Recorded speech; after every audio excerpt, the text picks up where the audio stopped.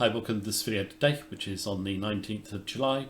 We're on Thursday. In today's video, I want to look at the Euro USD and give our view on where we think it could go next. Now, the Euro has been in a big uptrend. I think that is about to end, and it will do a similar move to GBP USD. We looked at it at the weekend. I'm going to give my updated view on the pound against the dollar as well. I also want to update two other pairs I looked at the weekend, which were euro correlated currencies. They were the USD against the Norwegian krona and also against the Swedish krona. We'll go over to the charts in just a moment. Now, in terms of, just before we do that, if you want to learn all our trading techniques, check out our daily technical sentiment analysis of 14 FX pairs. All you need to do, go to the link beneath this video and get live access to our member centre for a limited period of time. You can also join our free educational mailing list, follow us on Facebook, and also join our Facebook group of traders. Now, in terms, just before I look at Euro USD, I would look at GBP USD, because I think what's happened in that pair could happen in Euro USD. So GBP USD first. Just GBP USD, just very quickly, I'm using the chart from our member centre. Now, in terms of the pound, we did come up really strongly. Okay, massive blue here, or big blue, little red. At the weekend, we're saying you can sell weakness back through this outer Bollinger Band. The orange line, if you want to know how we use Bollinger Bands, you can check out our previous video. We knew there were a lot of specs long and they were likely to get taken out on stop. And this morning, we were down at 129.54 when I drew this chart. We're a little bit lower now, just off the 129 level, 129.16. You can see the levels that we're going for on the downside.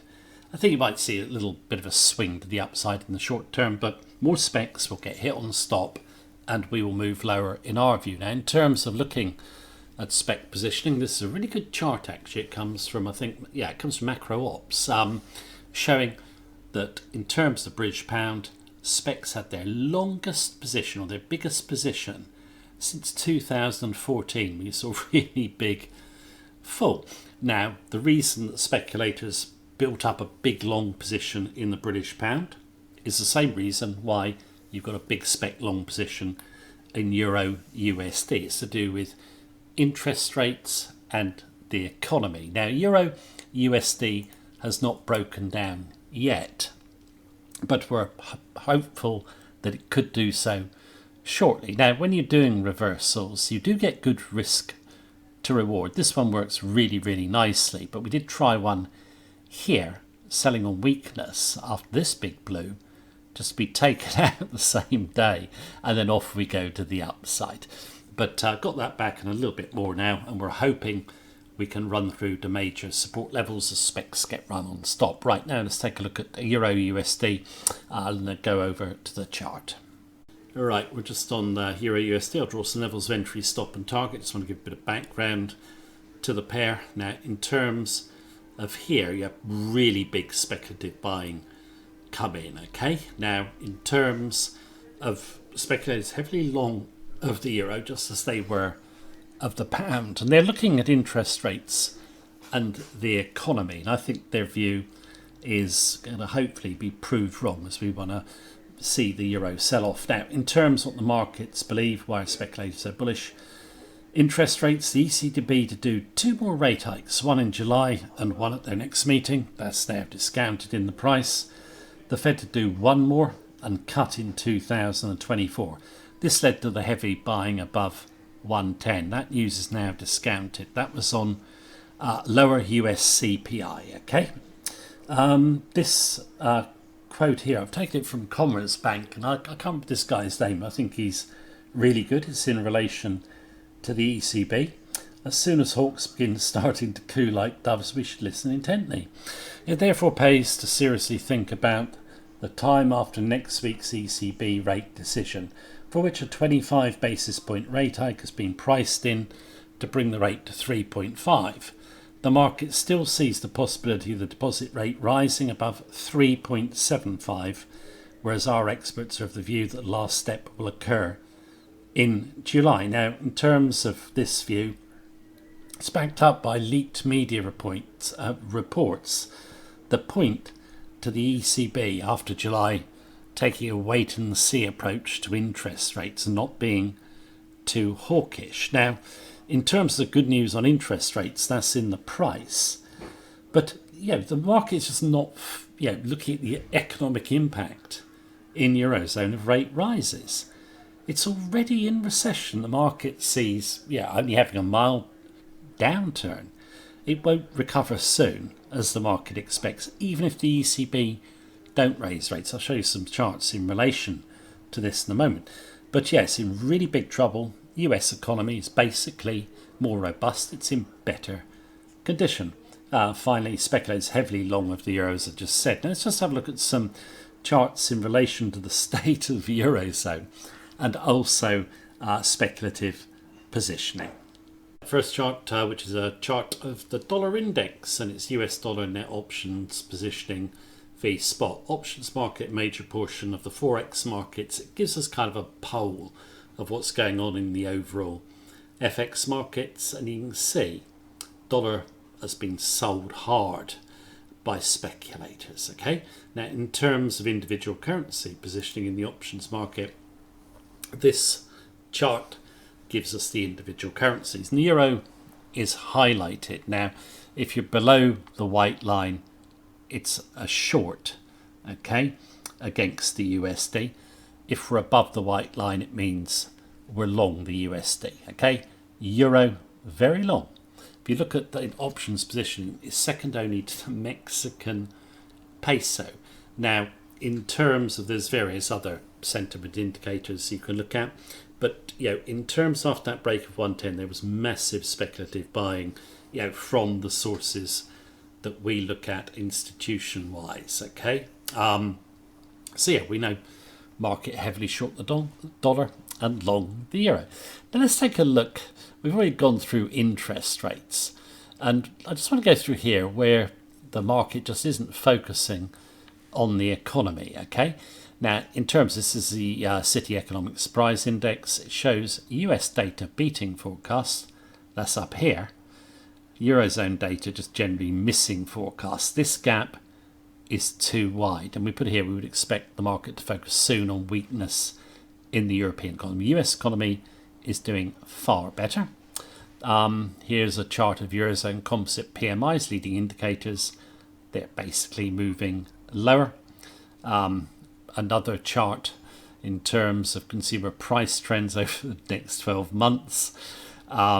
Services PMI, output prices, manufacturing PMI, output prices, etc. all going down. They're all leading indicators. Okay. What about business expectations in Eurozone? They're going down. This is the really illuminating couple of charts. ECB bank lending survey. Percentage of Eurozone banks reporting stronger loan demand. Loans to enterprises down in contraction territory. Mortgages down, way down in contraction territory. And this is net lending to households down. Now, another chart that's interesting is this one. Eurozone is heavily exposed to China in terms of trade. And China is in big trouble. I'll do a video on this. The exposure of Eurozone countries is way bigger than the US. So, from our perspective, the euro has got all the good news in it I think it's going to get.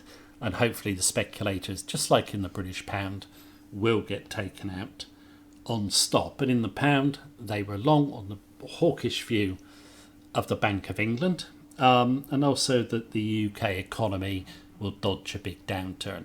That's kind of similar to the way speculators see the euro. Right, let's go and draw some levels of entry, stop and target. Right, in terms of price action, a blue here, then you get several blues, then the big accelerated blues here, and then you got four reds going sideways. Now, in terms of this red here, could that be exhaustion of the buying? It's a poke up towards the 113 level, fails, just got another red candle today. Now, I've already put a position in at 112.20, but unless I see follow through, I'll probably take that out. So check my PM update for what we're going to do. But I think we need a nice red to hold, okay? What we'll do if we do decide to flatten this trade is come through today's low, clear of today's low, just a little poke through these two previous tails but didn't follow through. I think 111.80. Now in terms of the market's view, we should go through 113 or have a go at 113. You could put a stop behind that level or go a bit closer, just have this as exhaustion of the up move. Okay, so just behind that tail, 112.90. Now if we break lower, what you're hopefully looking for is a bit like the British pound, the speculators come out on stop. So where would be the first level to aim for? I think you would aim for this level here.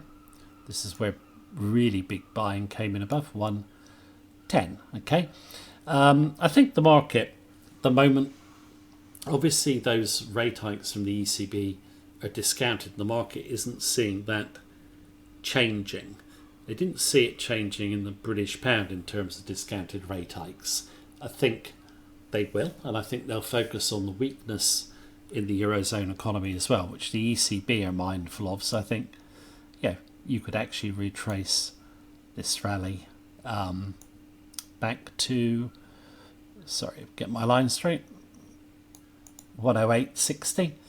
So in terms of to here, it's about 3 to 1 and 5 to 1 if our view is correct. However, if you break lower, okay, you get a nice spread. You know the specs are getting rolled, so you might want to bring your stop a little bit closer.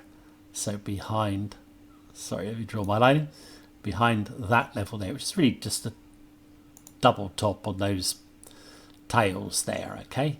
So yeah, we'll see what happens. Well, we hope obviously it does similar to GBP USD.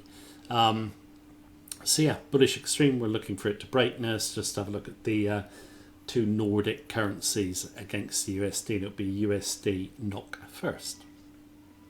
All right, USD NOK. USD really sells off on the NOK. Euro obviously, not obviously, but helps the correlated currency strengthen. This move is bigger than the one in Euro USD. So I like trading the minor pairs. They're very volatile. We were looking at on Friday when we had the blue. Thought this double bottom would hold. Went long, but we haven't done much. We're at 10.08. We're in at 10.03. Stop behind these bodies. But good upside potential. What are we doing tonight? We're a little bit off actually. Just red on the day. Just below our entry. There's two ways you could play this if you wanted to come in fresh. You could do it through these two bodies and the tail there. Okay, so something like 10.12.50. Then you don't need your stop behind this level. You can just put it behind this tail here, which briefly poked through that tail. So I'm going to say just clear the tail, 997.50, something like that. And yeah, the upside is really good. Okay, you could, if we fall down through 10, look to buy back through 10 with a stop behind these bodies here. That's the two ways I would play it. I think yeah, we should see decent really good upside in this pair. USD SEK is similar. Blue candle here we're looking at on Friday. Come back long within the outer Bollinger Band, but at the high of the day almost. Then we kind of slip back. We're kind of blue. So 10.29 was slightly below our entry. So what are we doing in this one? USD SEK. Now we'll come back a little bit. I think if you wanted to come into this one fresh, wait for a break above this high. So basically the 10.30 level. If you do that, you can come in with a stop behind 10.20. Okay, so something like 10.18.50, something like that. At the moment we've got it our stop clear of these three tails. And you've got good upside potential in this pair, which obviously you can see the levels we're looking at here. 10.60, then possibly 10.80.